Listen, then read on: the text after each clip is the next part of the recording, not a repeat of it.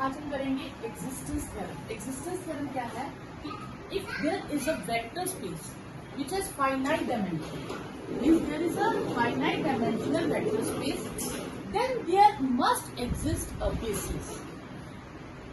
In other words, each finite dimensional vector space has a basis.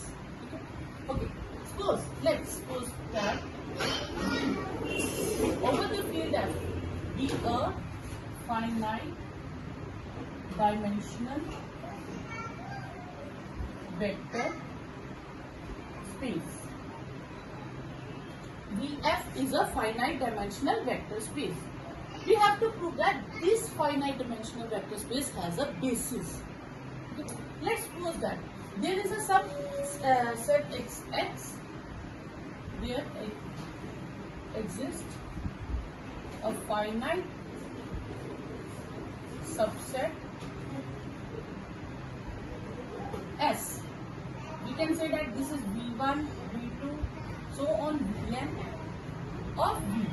This is a subset of V such that linear span of S is equal to V.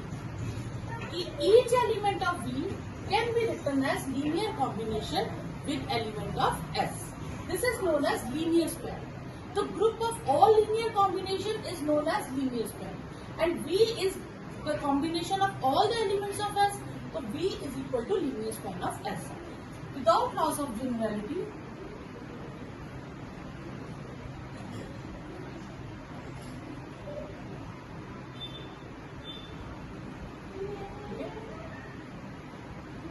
we may suppose that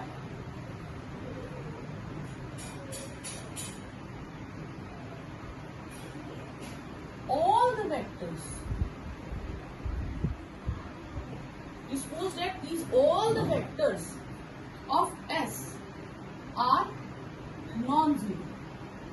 All these vectors are non-zero. We don't take the zero vector between S. Okay? This means V1 non-zero, V2 non-zero, and so on. Vn is non-zero. So these are all non-zero vectors because S is a subset of V. Okay? Then there are two cases. First case, S is linearly independent. Second case, S is linearly dependent. Only two conditions are possible. Okay. Case 1. If S is linearly independent, and we have taken the condition and linear span of S is equal to V using 1. So this satisfies both the conditions of basis. Independent and linear span is equal to V. Therefore, S is basis of V. Other cases, case 2. If S is linearly dependent, then what happens? If S is linearly dependent, then S has at least two elements, two vectors. X may at least two vectors. There must be at least two vectors. S may contain more than two vectors. Yeah. So such that we can say that V1, V2, so on, Vn. Okay. All Vn's are the member of S is. Okay. And Vm is a member of S. So Vm. These are linearly independent. And linearly independent we have done in last class. One vector is coefficient of one vector is non-zero. Okay. And that vector can be written as linear combination of other vectors. Okay. So if this is linearly dependent, let alpha m is non-zero. For Vm, alpha m is non-zero. Therefore, Vm can be written as linear combination of other elements. M plus 1 V and so on Vn. Here we take Vn to the left hand side. So Vm is written as linear combination of other elements. Okay? So m is less than n. And we will take m element from these n elements. Okay. Now, let S1, a new set without Vn. We take a new set deleted after deleting Vn. This is a new set. This is known as S1. S1 is a part of S. This is a subset because there are n elements. There is Vn is not included. Then S1 is a part of S. Okay. Okay. So linear span of S1 is a part of linear span of S, and linear span of S is a part of V. So linear span of S1 is a part of V. So we have taken linear span of S is a part of V. Okay. We will write it as using 1. The linear span of S1 is a part of V. Okay. Now we will prove that V is a part of linear span of S1. So V is a part of linear span of S1 if each element of V can be written as one of S1. We take any vector V from V. Okay. V, we can write it as V1, alpha 1 V1, alpha 2 V2, so on alpha n Vn. Why we have written this? Because V is a linear span of S. V is a linear span of S. Each element of V can be written as linear combination of element of S. And S has V1, V2, Vn elements. Then V can be written as linear combination of Vn. Now, I will take as V1, V2, Vm minus 1, alpha Vm minus 1, V1, alpha n Vm, alpha m plus 1 Vm plus 1, and so on alpha n Vm. Okay? Now, alpha 1 V1, alpha 2 V2, alpha m minus 1 Vm minus 1, we will take it same. And V1 we write it as like this. Alpha m, alpha 1 V1, alpha 2 V2, alpha m minus 1 Vm minus 1, alpha, I will not take alpha here, okay, I will take here betas, some other constants,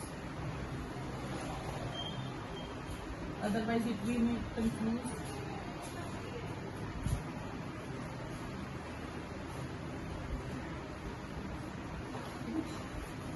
Beta.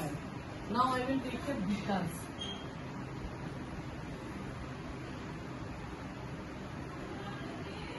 Beta m plus 1 Vm plus 1, so on beta m, beta n Vn plus I take the value of Vn.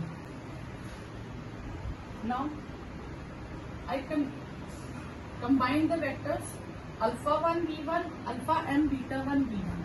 I will get alpha 1 plus alpha m beta 1 V1 and so on. Okay. I will take alpha m minus 1, and this is plus alpha m alpha n minus 1 Vm minus 1 and so on alpha m beta n plus alpha m Vm.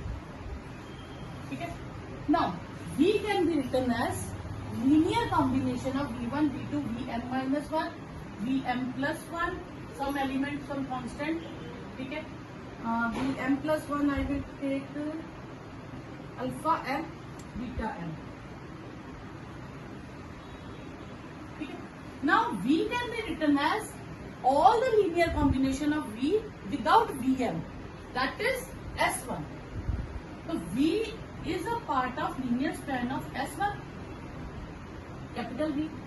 ठीक है, तो linear span of S1 is a part of V from 2 and 3. Linear span of S1 is equal to V. ठीक है, linear span of S1, I will not take as S1. Linear span of S1 is equal to V.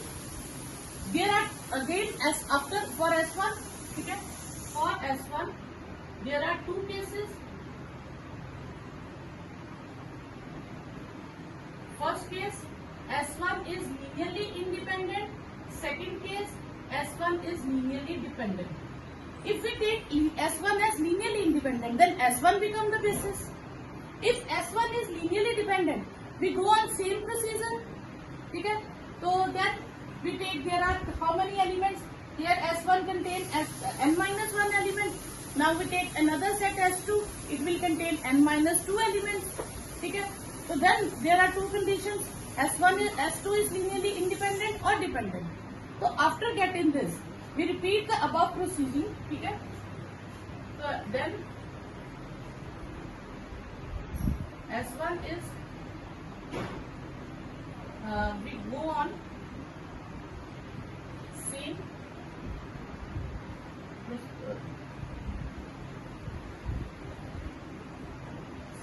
steps, we get some Sm, okay, such that Sm is linearly independent and linear span of Sm is equal to V. Therefore, Sm is basis of V. Hence, there exists a basis of each finite dimensional vector space.